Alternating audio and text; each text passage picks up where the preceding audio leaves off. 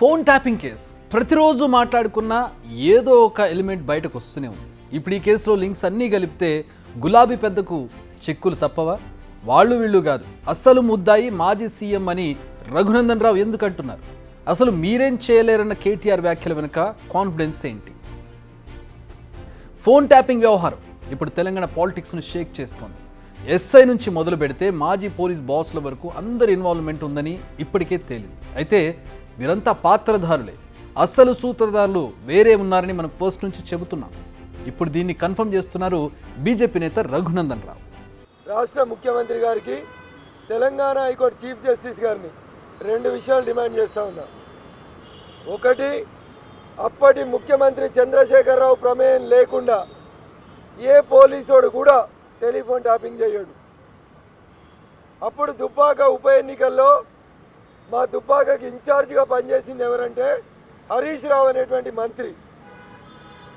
So ఈ కేసులో మొదటి ముద్దాయి ఎవరు కావాలంటే చంద్రశేఖరరావు మొదటి ముద్దాయి, హరీష్ రావు రెండో ముద్దాయి. విన్నారుగా ఆయన చెప్పిన వివరాలు, ఆయన డిమాండ్స్.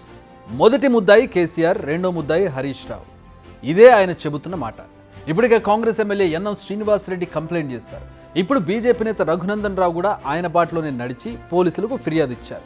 నిజానికి రఘునందన్ రావు పోలీసులను ఆశ్రయించారనేది కాస్త ఇంట్రెస్టింగ్ ఇష్యూ. ఎందుకంటే ఆయన కేవలం పొలిటికల్ లీడర్ మాత్రమే కాదు, ఆయన ఒక అడ్వకేట్. కేసులో విషయం లేనిదే ఆయన దిగరు. పక్కా ఆధారాలు లేకుండా ఫిర్యాదు చేసిన దండగే అని ఆయనకు తెలుసు. కానీ ఆయన ముందుకొచ్చి ఫిర్యాదు చేయడం, ఆరోపణలు చేయడం చూస్తుంటే ఈ కేసులో మరిన్ని సంచలనాలు జరగడం ఖాయంగా కనిపిస్తోంది. ఇప్పటి వరకు పొలిటీషియన్స్, ఇండస్ట్రియలిస్ట్కే ఫోన్ ట్యాపింగ్ పరిమితం అనుకున్నాం. కానీ రఘునందన్ ఒక కొత్త విషయాన్ని చెప్పారు. విషయం చెప్పారనడం కన్నా ఓ బాంబ్ పేల్చారని చెప్తే కరెక్టేమో.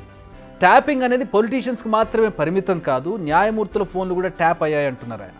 ఇదే నిజమైతే అధికారులు, అప్పటి ప్రభుత్వ పెద్దలు పీకల లోతుల్లో ఇరుక్కుపోయినట్టే. అంతేకాదు, పోలీసులు విచారణ సరిగా చేయకపోతే కోర్టు మెట్లెక్కడం ఖాయమన్నారు రఘునందన్ రావు. ఒక్కసారి కేసీఆర్, హరీష్ రావు పేర్లతో కేసు రిజిస్టర్ అయితే కథ ఇక వేరేలా ఉండడం ఖాయం. ఇప్పటికే ఎస్ఐబి మాజీ చీఫ్ ప్రభాకర్ రావు బుక్ అయ్యారు. రాధాకిషన్ రావు కోసం గాలింపు మొదలైంది. భుజంగరావు, తిరుపతన్న, ప్రణీత్ రావు కటకటాల వెనక్కెళ్లారు. మరికొందరు అధికారులను గుర్తించి విచారిస్తున్నారు. ఇప్పటికే కొందరు గులాబీ నేతలను కూడా గుర్తించి నోటీసులను జారీ చేసేందుకు సిద్ధమవుతున్నారు పోలీసులు. మరి ఇప్పుడు రఘునందన్ రావు ఫిర్యాదుతో కేసీఆర్పై కేసు నమోదవుతుందా లేదా అన్నది ఇంట్రెస్టింగ్గా మారింది. ఫోన్ ట్యాపింగ్పై రచ్చరచ్చ అవుతుంటే బీఆర్ఎస్ లీడర్స్ మాత్రం ఎదురుదారి చేయడమే మార్గంగా అనుకుంటున్నారు. అందుకే మొదట్లో సైలెంట్గా ఉన్న వాళ్ళంతా సడన్గా రూట్ మార్చారు. పార్టీ పరువు పోతుండడంతో రివర్స్ అటాక్ మొదలుపెట్టారు. ట్యాపింగ్ చేశాం అయితే ఏంటంట అన్న రేంజ్కి కూడా వెళ్ళిపోయారు. కావాలంటే కేటీఆర్ చెప్పిన ఈ మాటలు వినండి. ఇంకో దిక్కు ఫోన్ ట్యాపింగ్, ఇదట అంటే అదట, అదట అంటే ఇదట, వీళ్ళ ఫోన్ ట్యాప్ అయిందంటే వాళ్ళ ఫోన్ ట్యాప్ అయిందట. నిన్న చూసిన దగ్గర నేను 10 లక్షల ఫోన్లు ట్యాప్ చేసిండు కేసీఆర్. చేస్తే గీస్తే ఒకడో ఇద్దరో లుచ్చగారుల ఫోన్లు ట్యాప్ చేసి ఉండొచ్చు, నాకెమెరిక కానీ చేసి ఉండొచ్చు, దొంగల లంగలి. ఎందుకంటే పోలీసుల పని అది. కానీ దానికి ఏదో పెద్ద అంతర్జాతీయ కుంభకోణం ఏందో జరిగిపోయింది, ఏమో అయిపోయింది. ఎందుకు ఇవన్నీ డ్రామాలు? విన్నారుగా, ఇది కేటీఆర్ మాట్లాడిన మాటలు. ఫోన్ ట్యాపింగ్ చేశారట, అది కూడా ఒకటో రెండో చేసి ఉంటారట. అదే పోలీసుల పనట. కేటీఆర్ గారు పోలీసులు మావోయిస్టులవో టెర్రరిస్టులవో ఫోన్లు ట్యాప్ చేసి దాడులు జరగకుండా అడ్డుకుంటే సీన్ మరోలా ఉండేది. జనమంతా శభాష్ అనేవాడు. కానీ ఆ పనిని వదిలేసి పొలిటికల్ లీడర్ల వెంట పడడం వల్లే ఇష్యూ ఇప్పుడు మీ వరకు వచ్చింది.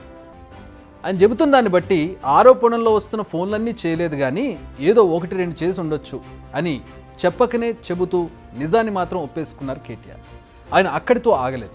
చేతిలో అధికారం ఉంది కదా, దమ్ముంటే చర్యలు తీసుకోండి అంటూ సవాల్ విసురుతున్నారు. ఏమన్నా తప్పు జరిగితే విచారణ చేయి, మేము అద్దంటలేం కదా. ఎక్కడెక్కడ తప్పులు జరిగినావో ఎవరు తప్పులు చేసినరో వాళ్ళ మీద చర్య తీసుకో. భయపడతాం, ఎవడు కూడా ఇక్కడ భయపడ్డాడు ఎవడు లేనే లేడు. నువ్వు ఎంటిగా కూడా వీకలేవు అనే మాట కూడా నేను విజ్ఞప్తి చేస్తా ఉన్నా. నిజానికి కేటీఆర్ కాన్ఫిడెన్స్ వెనుక రీజన్ ఏంటి? దమ్ముంటే చర్యలు తీసుకోండి ఏ ధైర్యంతో సవాళ్ళు విసురుతున్నారు? ఇది కాస్త ఇంట్రెస్టింగ్గా మారింది. ప్రస్తుతం ట్యాప్ చేసిన అధికారులు ఉన్నారు, కానీ ట్యాప్ చేయమని ఆదేశాలు ఇచ్చిన వాళ్ళ పై అధికారులు మాత్రం ఇండియాలో లేరు, వేరే దేశాల్లో ఉన్నారు. కారణాలు ఏమైనా కావచ్చు, అక్కడ వారు ఉన్నారు.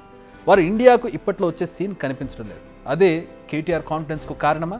వారు వచ్చి విచారణ ఎదుర్కొంటేనే వారికి అలా చేయమని ఎవరు చెప్పారో తెలుస్తుంది. అంటే వాళ్ళ పైన ఉన్న బాసుల గురించి తెలుస్తుంది. అలా తెలిస్తేనే పోలీసులకు చర్యలు తీసుకునేందుకు అవకాశం వస్తుంది. వాంగ్మూలం అవసరం. అందుకే కేటీఆర్ ధైర్యంగా సవాలు విసురుతురా అన్న డౌట్ వస్తోంది.